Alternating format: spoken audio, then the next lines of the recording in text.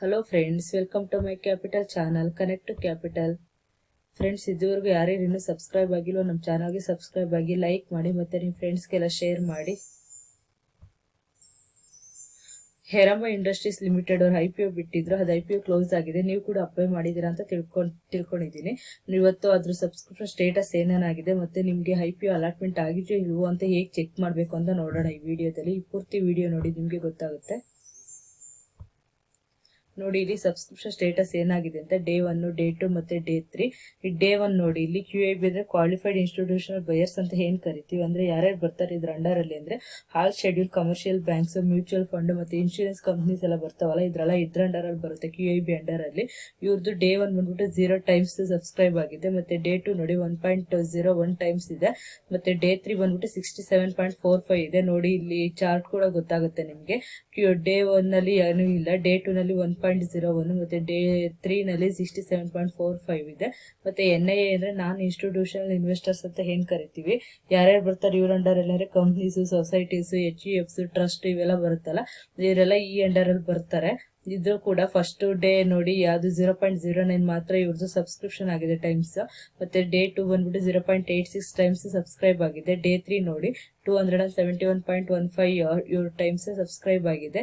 ಇದು NIA ಇದು chart. ಮತ್ತೆ RIA ಅಂದ್ರೆ ರಿಟೈಲ್ ಇಂಡಿವಿಜುವಲ್ ಇನ್ವೆಸ್ಟರ್ಸ್ ಅಂತ ಏನ್ ಕರಿತೀವಿ. ಅಂದ್ರೆ ಪಬ್ಲಿಕ್ ನಾವಿರ್ತೀವಲ್ಲ ಆ ತರ ರಿಟೈಲ್ ಇಂಡಿವಿಜುವಲ್ ಇನ್ವೆಸ್ಟರ್ಸ್. ಡೇ 1 ಬಂದ್ಬಿಟ್ಟು 1.65 ಟೈಮ್ಸ್ ಆಗಿದೆ. ಡೇ 2 ಬಂದ್ಬಿಟ್ಟು 4.53 ಟೈಮ್ಸ್ ಆಗಿದೆ. ಮತ್ತೆ ಡೇ 3 ಬಂದ್ಬಿಟ್ಟು 11.84 ಟೈಮ್ಸ್ ಆಗಿದೆ. ನೋಡಿ, ಇಲ್ಲಿ ಚಾರ್ಟ್ ಅಲ್ಲಿ ಕೂಡ ಗೊತ್ತಾಗುತ್ತೆ. ಮತ್ತೆ ಟೋಟಲ್ ನೋಡಿ, ಟೋಟಲ್ ಫಸ್ಟ್ ಡೇ ಬಂದ್ಬಿಟ್ಟು 0.84 ಅಷ್ಟು ಸಬ್ಸ್ಕ್ರೈಬ್ ಆಗಿತ್ತು ಟೈಮ್ಸ್. ಮತ್ತೆ ಡೇ 2 ಬಂದ್ಬಿಟ್ಟು 2.74 ಟೈಮ್ಸ್ ಸಬ್ಸ್ಕ್ರೈಬ್ ಆಗಿತ್ತು. ಡೇ 3 ಬಂದ್ಬಿಟ್ಟು 39.93 ಟೈಮ್ಸ್ ಸಬ್ಸ್ಕ್ರೈಬ್ ಆಗಿದೆ. ಇದು ನೋಡಿ ಚಾರ್ಟ್ ಅಲ್ಲಿ ಗೊತ್ತಾಗುತ್ತೆ. ಇದು ಡೇ 1, ಡೇ 2 ಮತ್ತೆ ಡೇ 3 ನಲ್ಲಿ ಯಾರ್ಯಾರ್ದು ಎಷ್ಟು ಸಬ್ಸ್ಕ್ರೈಬ್ ಆಗಿದೆ ಅಂತ ಡೀಟೇಲ್ಸ್.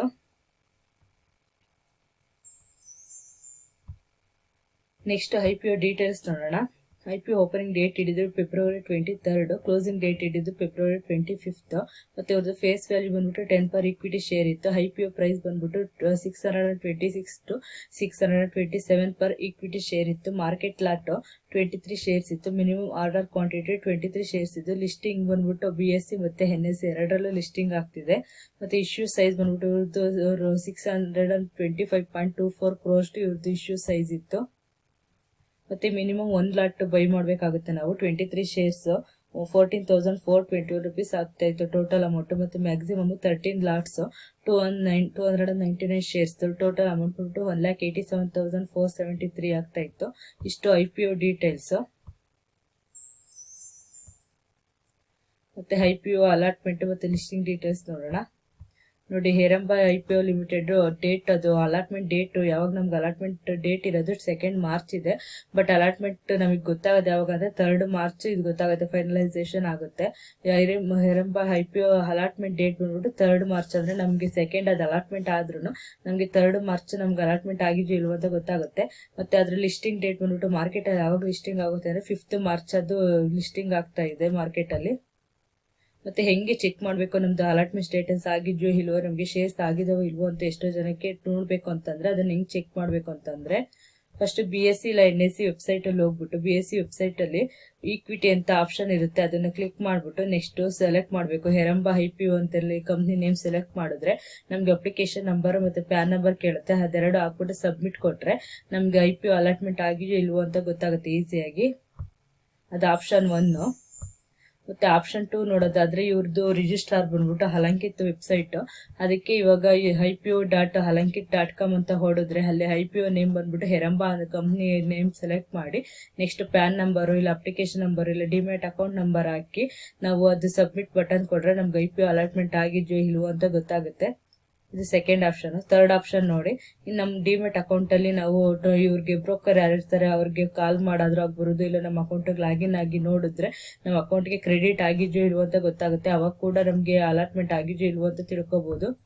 ಮತ್ತೆ 4th ಆಪ್ಷನ್ ನೋಡಿ, ನಮ್ಮ ಬ್ಯಾಂಕ್ ಅಕೌಂಟ್ಗೆ ಅಂದ್ರೆ ನಮ್ದು ಅಮೌಂಟ್ ಬ್ಲಾಕ್ ಆಗಿರುತ್ತಲ್ಲ, ಅದು ಅಮೌಂಟ್ ಡಿಬಿಟ್ ಆಗಿದೆಯೋ ಇಲ್ಲ ರಿಲೀಸ್ ಆಗಿದ್ರೆ ನಮ್ಗೆ ಅದ್ರದ್ದು ಅಮೌಂಟ್ ಏನಾದ್ರೂ ಡಿಡಕ್ಟ್ ಆಗಿದ್ರೆ ನಮ್ಗೆ ಅವಾಗ ಅದು ನಮ್ಗೆ ಅಲಾಟ್ಮೆಂಟ್ ಸ್ಟೇಟಸ್ ಆಗಿದೆ ಅಂತ ಅನ್ಕೋಬಹುದು. ಇದೊಂದು 4th ಆಪ್ಷನ್. ಇಷ್ಟು ಆಪ್ಷನ್ ನಿಮ್ಗೆ ಅಲಾಟ್ಮೆಂಟ್ ಆಗಿದೆಯೋ ಇಲ್ವೋ ಅಂತ ತಿಳ್ಕೊಬಹುದು ಹೆರಂಬಾದು. ನೋಡಿದ್ರಲ್ಲ ಫ್ರೆಂಡ್ಸ್, ಐರಂಬಾದ್ IPOದು ಹೆಂಗೆ ಸಬ್ಸ್ಕ್ರಿಪ್ಷನ್ ಸ್ಟೇಟಸ್ ಎಷ್ಟೆಷ್ಟು ಆಗಿತ್ತು ಮತ್ತೆ ಹೆಂಗ್ ಚೆಕ್ ಮಾಡ್ಬೇಕು ಅಂತ ಅನ್ಬಿಟ್ಟು ನೀವು ಕೂಡ ಇದಕ್ಕೆ ಅಪ್ಲೈ ಮಾಡಿರ್ತೀರಾ. ಮತ್ತೆ ನಿಮ್ಮ ಫ್ರೆಂಡ್ಸ್ ಕೂಡ ಅಪ್ಲೈ ಮಾಡಿರ್ತಾರೆ. ಅವ್ರು ಕೂಡ ಹೆಂಗ್ ಚೆಕ್ ಮಾಡ್ಬೇಕು ಮತ್ತೆ ಎಷ್ಟೆಷ್ಟು ಸಬ್ಸ್ಕ್ರೈಬ್ ಆಗಿದೆ ಅಂತ ತಿಳ್ಕೊಬೇಕಂದ್ರೆ ವಿಡಿಯೋ ಅವ್ರು ಕೂಡ ಶೇರ್ ಮಾಡಿ. ನಾನು ಇನ್ನೂ ಒಳ್ಳೊಳ್ಳೆ ವಿಡಿಯೋ ಹಾಕೋದಕ್ಕೆ ನನಗೆ ಪ್ರೋತ್ಸಾಹ ನೀಡಿ. Thank you for watching. ಮತ್ತೆ ನಮ್ಮ ಚಾನಲ್ಗೆ ಸಬ್ಸ್ಕ್ರೈಬ್ ಆಗಿ, ಲೈಕ್ ಮಾಡಿ. ನಿಮ್ಗೆಲ್ಲ ಇಷ್ಟ ಆಗಿದ್ರೆ ನಿಮ್ಮ ಫ್ರೆಂಡ್ಸ್ ಕೂಡ ಶೇರ್ ಮಾಡಿ.